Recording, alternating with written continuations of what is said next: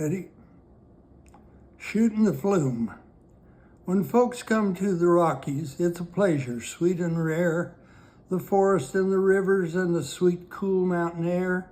The valleys lie like emerald jewels with fields of waving hay, but few have any knowledge how they came to be that way. You see, ranching in the mountains is much different from the plains. The ups and downs and canyon walls can give the rancher pains. You might have a sagebrush flat that would grow some lovely hay. If you can't get the water there, it just stays that way. If you can, a plan devise to overcome the test. The reward is mountain hay, which ranks among the best. In all the land for livestock feed, there is no better grub. It's just getting water to the fields, therein lies the rub.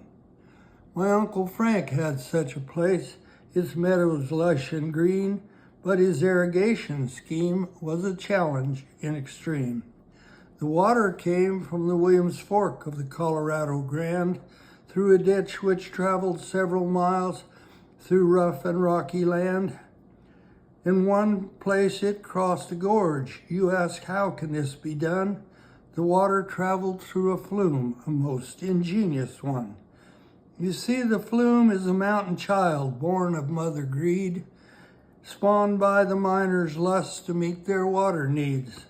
They would build a wooden bridge, the chasm there to span, to hold their iron half-pipes through which the water ran.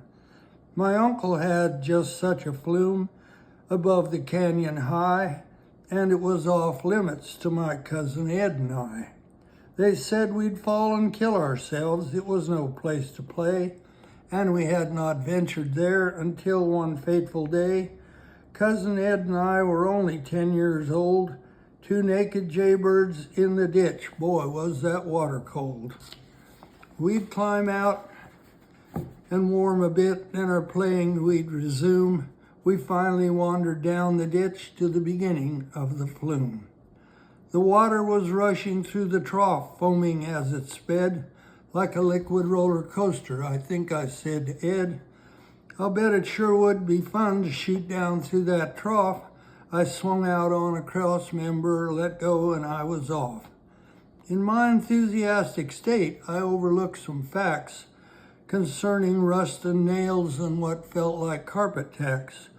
All along the flume bottom, which I realized much later, it was just like sliding down my ma's potato grater. My joyful thoughts of thrills and fun changed on this occasion.